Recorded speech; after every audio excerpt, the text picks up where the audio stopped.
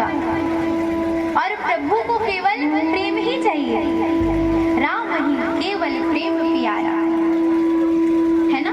केवल प्रभु को प्रेम ही पसंद है।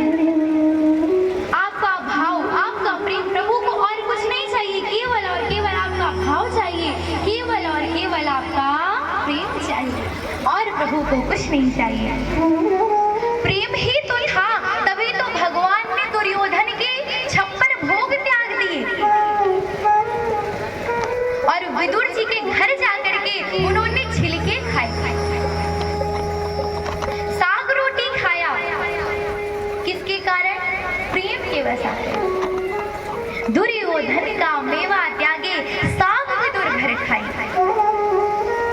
सबसे ऊंची प्रेम सगाई।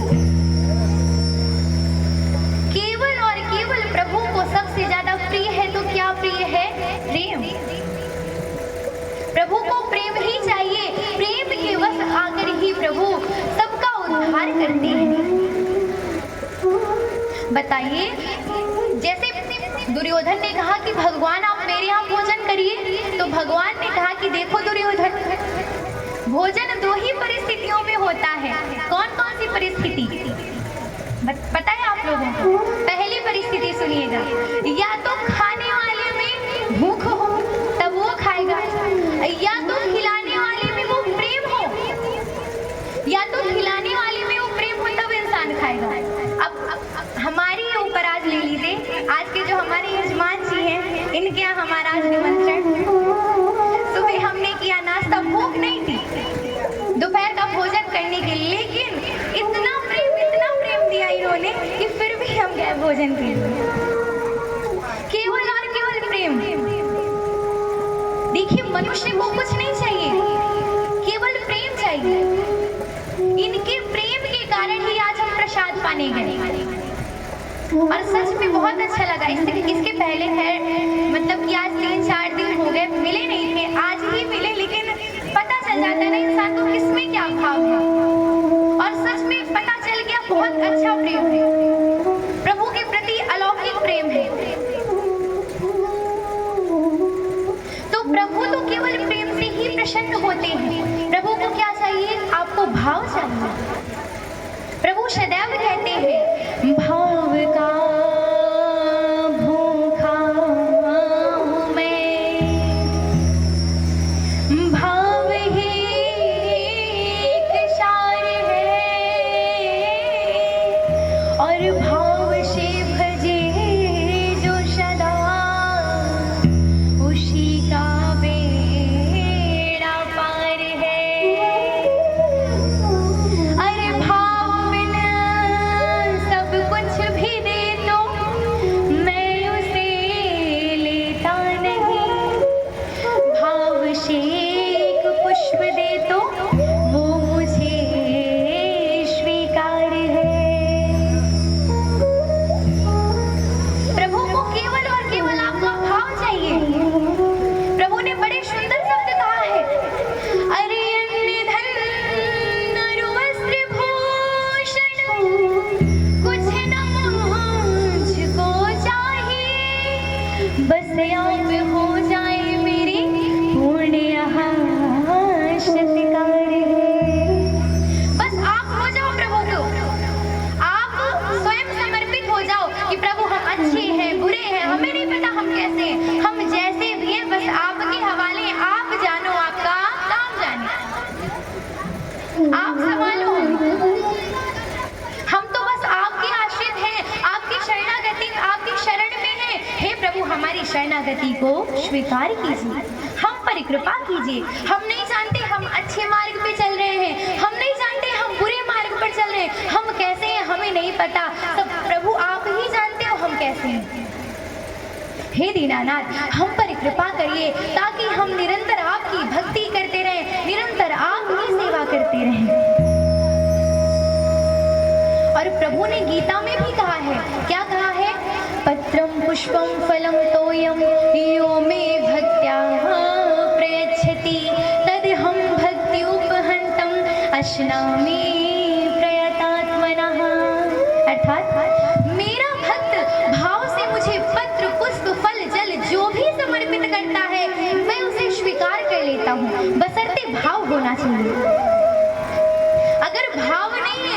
मुझे स्वीकार नहीं है। अगर भाव है तो वो चाहे एक लोटा जल हो, चाहे एक पुष्प हो, मैं उसे स्वीकार कर लेता हूँ।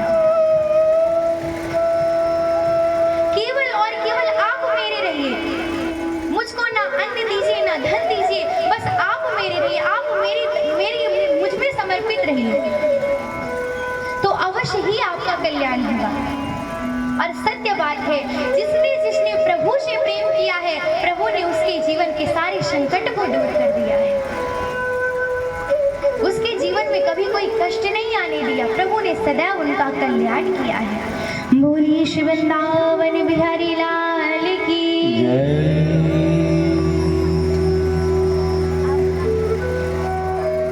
बोलिए राधा रानी सरकार की जय। एक बार सभी भाव से बोलेंगे श्री हरि शरणम, श्री हरि शरणम। दोनों हाथों को उठा के सभी लोग श्री हरि शरणम, श्री हरि शरणम, श्री हरि शरणम, श्री हरि शरणम।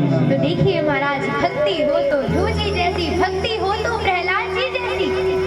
अच्छा आप एक बात बताइए हमें, जैसे हम लोग मंदिर जाते हैं तो मंदिर जाने में फूल ले जाते हैं ना, तो फूल हम ताजे ताजे ढूंढते हैं ना, कि मुरझाए फूल ना मिले, ताजे ताजे फूल मिले। तो आप ये बताइए, जब आप प्रभु को ताजे फूल समर्पित करते हैं तो स्वयं क्यों मुरझाने के बाद, स्वयं क्यों वृद्धावस्था में, बताइए। स्वयं ही जब आप का बचपना हो तब आप प्रभु से प्रेम करिए, जब आप स्वयं मुरझा जाएंगे, हाथ पैर काम नहीं करेंगे, तो क्या भक्ति होगी? कुछ नहीं होगी। तो इसीलिए भक्ति समय से कीजिए। आज ध्रुव जी महाराज प्रभु से आशीर्वाद पाकर, कृपा पाकर के अपने घर को लौटते हैं। पिताजी को पता चलता है, पिताजी मार्ग पर ही आ जाते हैं और महाराज देखिए ध्रुव जी के चरणों में गिर जाते हैं लज्जावश, कि देखो मेरा पुत्र इतना छोटा जिसने प्रभु के दर्शन कर लिए, इतना छोटा है मेरा पुत्र और प्रभु के दर्शन कर लिए, मुझे देखो मैं इतना बड़ा हो गया हूँ, इसी राजपाट में खोया हुआ हूँ, इसी माया मोह में फंसा हुआ हूँ और मैं आज तक प्रभु को प्राप्त ना कर सका, मुझे आज तक प्रभु की प्राप्ति ना हो सकी। आज ध्रुव जी के जो पिताजी है सारा राजपाट छोड़ करके ध्रुव जी को गले लगा करके स्वयं वन चले जाते हैं, प्रभु की सेवा करने लगते हैं। इधर ध्रुव जी महाराज अपने महल में आते हैं, समय व्यतीत होता है, धीरे धीरे धीरे धीरे उनके भाई जो उत्तम है उनको यक्ष मार डालते हैं। ध्रुव जी महाराज की जो सौतेली माता है सुरुचि भाई को ढूंढने जाती है, वन में आग लगी हुई थी, उनका भी प्राणांत हो जाता है। और ध्रुव जी महाराज 36,000 वर्षों तक कुशल पूर्वक राज्य करने के बाद फिर जब उनकी मृत्यु का समय आया तो परम पावन क्षेत्र में जाकर के जैसे भगवान के पार्षद आते हैं लेने, वो विमान पे जाने ही वाले थे, तभी दक्षिण दिशा से मृत्यु देवता आते, महाराज महाराज मुझे वर्ण किए बिना कोई भी यहाँ से जा नहीं सकता, इसीलिए आप तो बड़े महान भक्त हैं, मेरे सिर पर अपना चरण रखिए और आप इस विमान पर विराजमान हो जाइए। ध्रुव जी महाराज ने मृत्यु देवता के शीश पर अपना चरण रखा है और चरण रख करके विमान में विराजमान हो जाते हैं। बोलिए श्री वृंदावन बिहारी लाल की जय। इधर जैसे ही कुछ दूर विमान चला तो ध्रुव जी महाराज पूछते हैं कि भैया रुको रुको, पार्षदों ने क्या कहा, क्या हुआ महाराज? हे पार्षदों, जिसके कारण मैंने प्रभु को प्राप्त किया, जिसके कारण मुझे ये सब वैभव प्रभु के दर्शन प्राप्त हुए हैं, मैं उसे कैसे भूल सकता हूँ? पार्षदों ने कहा कौन महाराज? ध्रुव जी महाराज ने कहा कोई और नहीं, मेरी माँ सुनीति, उन्हीं के कारण मैंने प्रभु को प्राप्त किया, मैं प्रभु की गोद में बैठ सका हूँ, केवल और केवल मेरी माँ की कृपा से। पार्षदों ने कहा कि हे भक्त, जिसके कारण तुमने प्रभु को प्राप्त किया, हम उसे कैसे छोड़ सकते हैं? वो देखो सामने आपकी माँ जा रही है विमान से। ध्रुव जी ने देखा, बड़े प्रसन्न हुए और महाराज कहते हैं जिस कुल में ऐसे भक्त का जन्म होता है वो कुल पवित्र हो जाता है। कुलम पवित्रम जननी कृतार्था वसुंधरा पुण्यवती च तेन अपार संवित सुख सागरेष्मिन् लीनं परं ब्रह्मणीयस्य चेतः। कुलं पवित्रं जननी कृतार्था, अर्थात जिस कुल में ऐसे भक्त का जन्म होता है उसकी 21 पीढ़ियां तर जाती हैं, और जिस माँ के गर्भ से ऐसे परम पावन भक्त का जन्म होता है उसका गर्भ पवित्र हो जाता है, उसकी कोख तर जाती है। इसीलिए महाराज जब संतान गर्भ में हो तो मूवी ना देख करके गीता पढ़ा करिए, मानस की चौपाइयां पढ़ा करिए। श्री रामचरित मानस में इतनी सुंदर सुंदर चौपाइयां हैं। माताएं क्या करती हैं, काम ना करना पड़े आराम से लेट गई, उसके बाद मूवी लगा लिया, मूवी देखती गई काट, और फिर तभी तो फिर जब बच्चे बड़े होते हैं वो भी फिर मूवी की तरह ही करते हैं। सीरियल देखा माताओं ने तो फिर बड़े होकर के बच्चों ने भी सीरियल वाले हाल किए। तो जब संतान गर्भ में हो तो माताओं को क्या करना चाहिए, माताओं को गीता का पाठ करना चाहिए, माताओं को श्री रामचरित मानस का अध्ययन करना चाहिए, पाठ करना चाहिए रोजाना। जब आप ऐसा करेंगे तो जब आपकी संतान होगी तो वो भी प्रभु श्री राम की तरह बनेगी। आप सोचते हैं कि आपका बेटा, आपकी संतान प्रभु श्री राम के समान हो, आपकी सेवा करे। अगर ऐसा आप लोग चाहते हैं तो आपको भी कुछ कर्म करने पड़ेंगे, आपको भी अपने बच्चों को संस्कार देने पड़ेंगे। अभी बच्चे छोटे छोटे रहते हैं, रोने लगे तो सामने कार्टून लगा के रख दिया, बच्चे शांत, तो तभी तो फिर बड़े होकर के पूरा जीवन कार्टून बना देते हैं, क्योंकि आपने कार्टून दिखाया तो वही आपको आगे मिलेगा ना कार्टून।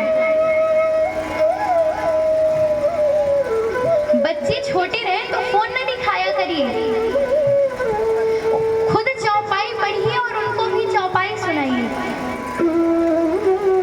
उनको भी गीता के श्लोक सुनाइए, उनको भी आध्यात्म से जोड़िए, उनको भी कथाओं का श्रवण पान करवाइए, उनको भी कथाओं में ले जाइए। और जिस दिन महाराज बच्चों ने कथा सुन ली उस दिन वो बड़े होकर के उनका जीवन सत्संग के प्रभाव से प्रभु श्री राम के समान हो जाएगा। बोलिए श्री रामचंद्र की। केवल और केवल सत्संग के प्रभाव से। अगर आपने सत्संग करवाया अपने बच्चों को तो आपकी भी सेवा, जिस प्रकार प्रभु श्री राम ने अपना कर्तव्य निभाया था उसी प्रकार आपके बच्चों का भी जीवन होगा। तो बचपन से ही भक्ति में अभ्यास डलवाइए, आध्यात्म से जोड़िए। अब हम सभी ने एक पुत्र का तो वर्णन सुन लिया उत्तानपाद जी के। अब मनु और शत्रुपा के दूसरे पुत्र हैं प्रियव्रत। क्या नाम है? प्रियव्रत। अब प्रियव्रत के भी संतानें हुई, उनके वंश में महाराज अंग का जन्म हुआ। किसका जन्म हुआ? महाराज अंग का। अब अंग के पुत्र हुए बेन, बड़े दुष्ट, इतने दुष्ट थे कि अगर महाराज अंग कुछ समझाए तो उनके कुछ समझ में ही ना आए, जो बोले उनके उल्टा ही करते थे उनके पुत्र। तो महाराज अंग ने विचार किया कि इस तरह की संतान होने से तो अच्छा है कि संतान ही ना रहे, कुपुत्र के होने से तो अच्छा है कि इंसान बिना पुत्र के ही रह जाए।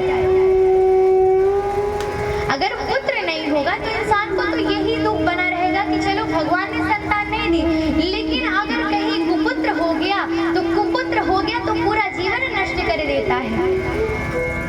महाराज अंग से सहन ना हुआ, वो घर को छोड़ करके चली जाती है। अब जब राज्य में राजा नहीं रहेगा तो राज्य की क्या फिर हालत होगी, क्या हालत रह जाएगी राज्य की। तो अब जब अंग को ढूंढा गया, महाराज अंग नहीं मिले तो बेन को बना दिया गया राजा। अब जैसे ही महाराज बेन राजा बना तो उसने सब जगह घोषणा करवा दी, न यष्टव्यम न दातव्यम न होतव्यम विषा। स्वयं तो भगवान की पूजा करता ही नहीं था, साथ में उसने घोषणा करवा दी। क्या घोषणा करवाई? उसके राज्य में ना कोई हवन करे, ना कोई पूजा करे, ना कोई भक्ति करे। अगर करना चाहता है तो बेनाय नमः कह के बेन को प्रणाम करे, बेनाय स्वाहा कह के बेन को आहुतियां दे, भगवान की पूजा ना करे। और जब इस तरह का राजा होगा तो राज्य की क्या हालत होगी भाई, बड़ी बुरी हालत। ऋषि आगे, ऋषियों ने हुंकार मारने की और हुंकार करने से ही बेन का प्राणांत हो गया। बोली श्री वृंदावन बिहारी लाल की।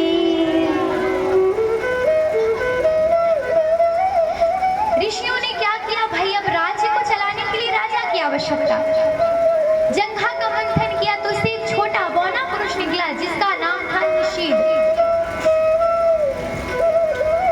ऋषियों ने कहा बैठ जाओ, क्योंकि भाई छोटा है, बौना है, कैसे राज्य चल सकता है। फिर भुजाओं का मंथन किया गया, तो भुजाओं के मंथन से महाराज पृथु और अर्ची देवी का प्राकट्य होता है। बोली श्री वृंदावन बिहारी लाल की। और आज जैसे ही उनका प्राकट्य हुआ तो सब लोग बड़े प्रसन्न हो जाते हैं। और महाराज प्रभु जो पृथु थे, भगवान की भक्ति करने वाले थे,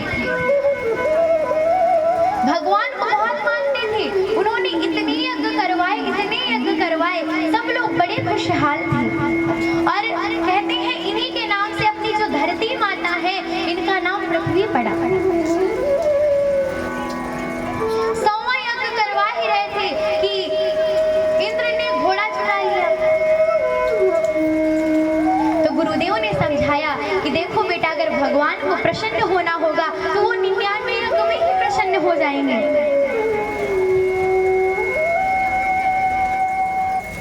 इसके बाद पृथु महाराज मान जाते हैं, और जैसे ही माने सो भगवान प्रसन्न हो जाते हैं।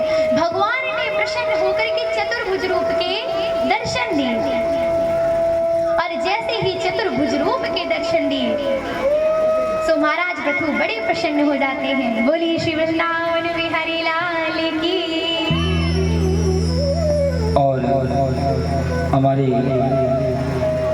भाभी जी के द्वारा पूज्य महाराज जी का माल्य अर्पण होने जा रहा है। मैं सभी से निवेदन करूंगा, बार जोरदार ताली से उनका अभिवादन करें। और श्री 8 पीस से बहुत बहुत आशीर्वाद, भगवान श्री ठाकुर जी महाराज की कृपा उन पर बनी रहे, और ऐसे ही भगवान से प्रेम स्नेह लगी रहे।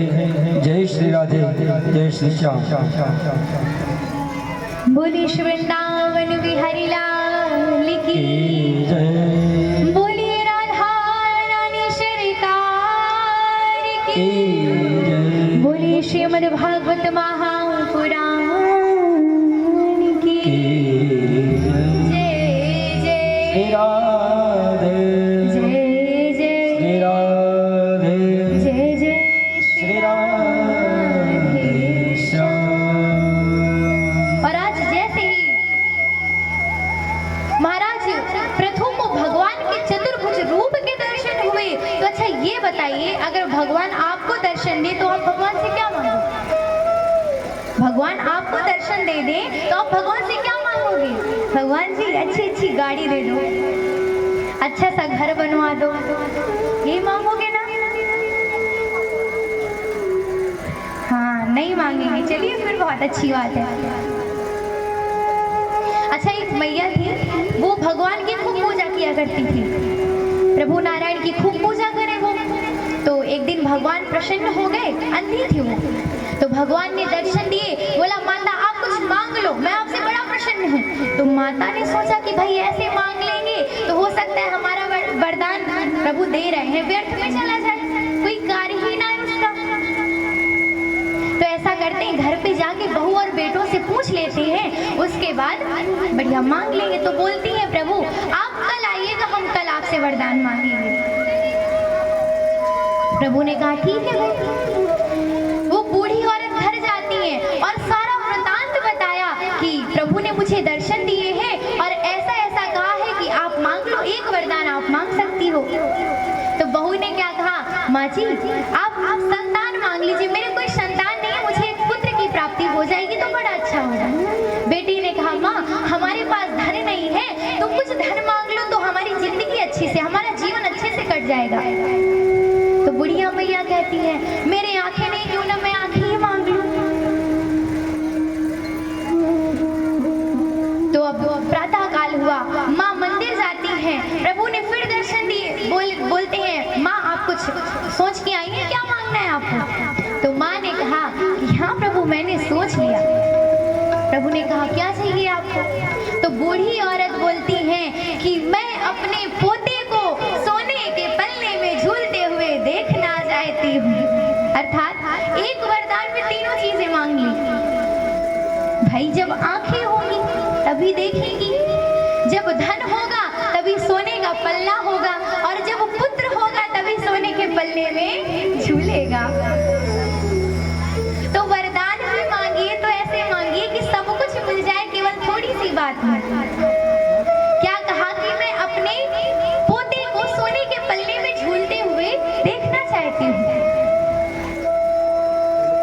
और महाराज पृथु को भी जब प्रभु के दर्शन प्राप्त हुए, तो सुनिएगा पृथु महाराज ने क्या मांगा। महाराज पृथु ने कहा कि हे प्रभु अगर आप मुझे कुछ देना ही चाहते हैं तो मुझे 10,000 कानों की श्रवण शक्ति दे दीजिए, क्योंकि ये जो 2 कान है तो ये 2 कान कथा सुनते सुनते थक जाते हैं, आप मुझे एक काम करिए 10,000 कान दे दीजिए। प्रभु ने सुना अरे भाई अगर किसी के 10,000 कान हो जाएंगे तो फिर बताइए वो इंसान देखने में कैसे लगेगा। प्रभु ने कहा अगर मैंने तुमको 10,000 कान दिए तो ये तो मनुष्य की संरचना के विपरीत हो जाएगा।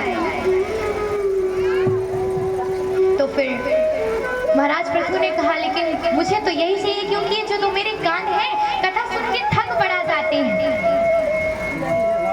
तो भगवान कहते हैं हे पृथु मैं तुम्हारी तुमने ये जो कामना की है, कामना से मैं बड़ा प्रसन्न हूँ।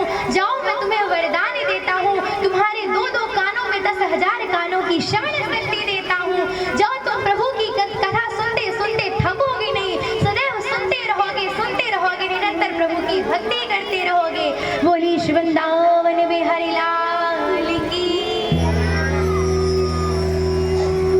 तो देखिए प्रभु से वरदान भी मांगिए तो ऐसा मांगिए। इसके बाद बड़ा ही सुंदर सुखदेव जी महाराज राजन परीक्षित जी को प्राचीन बरही की सुंदर कथा का श्रवण पान करवाते हैं, जिसमें पुरंजन उपाख्यान, पुरंजन आसक्त होते हैं, पुरंजनी में पूरा जीवन नष्ट हो जाता है। कहते हैं यम यम वापि स्मरण भावम तज्जन्ते कलेवरम तम तम वैति कौन्ते यशदा तद्भाव भावितः।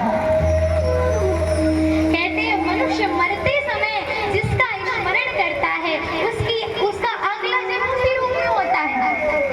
तो इसीलिए कहते हैं मरते समय भगवान का नाम लेना चाहिए। किसका नाम लेना चाहिए? भगवान का। इसी प्रकार महाराज जड़ भरत जी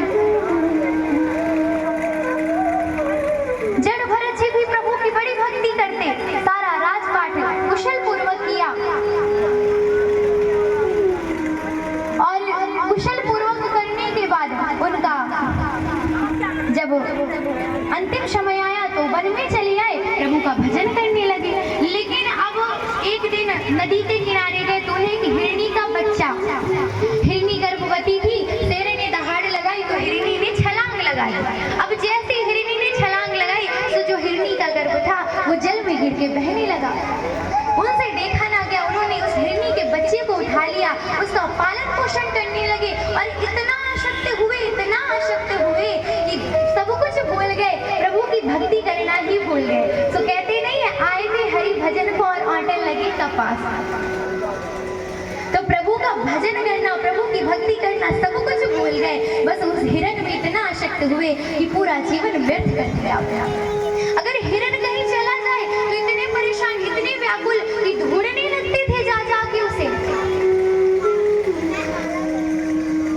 और जब अंतिम समय आया तब भी उनको यही विचार मन में आ रहा था कि मेरे जाने के बाद इस हिरण की रक्षा कौन करेगा, इसका पालन पोषण कौन करेगा। तो ऐसा स्मरण करने की वजह से उनका अगला जन्म हिरण के रूप में हुआ। अब हिरण के रूप में हुआ तो इसमें भी वो बड़ी आसक्ति से दूर रहने लगे। जब प्राणांत हुआ तो फिर इनका अगला जन्म मनुष्य के रूप में हुआ और सौभाग्य से इस जन्म में भी इनका नाम भरत पड़ा। क्या पड़ा? भरत। बचपन से ही ये अपने में मस्त रहते थे, किसी से कोई मतलब नहीं, प्रभु की भक्ति करना, प्रभु का भजन करना, बस यही उद्देश्य था इनका।